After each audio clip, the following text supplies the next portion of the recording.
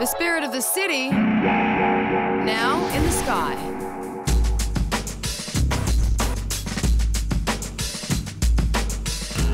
It's just another day in the office, only today my office is 164 feet above the city and I've got 360-degree views of Sydney. I'm also joined by some special guests. We've got Lucho and Nathan from Faker.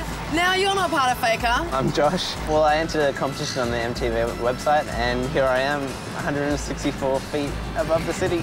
Being my co-host, helping interview one of Australia's biggest bands. Do you get inspiration from the city when you write your songs? Yeah, environment is really kind of important. I actually can't be static when I'm writing. I have to be in transit. What kind of inspiration do you draw from Sydney directly? Like, Sydney can at times be fickle and kind of move on to the next thing, but I like the fact that something has to fight for a voice in Sydney.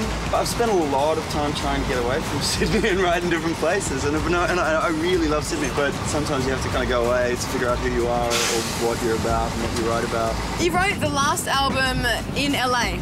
Is that displayed in your music? That really had a big effect on me, just in terms of, in that particular city, there's a culture of directness that it's kind of hard to miss. I feel like that came out in the way we kind of approached kind of recording and putting our music together. With the album, what sort of things do you hope that the listener will get out of it? Like any key things that you specifically write about?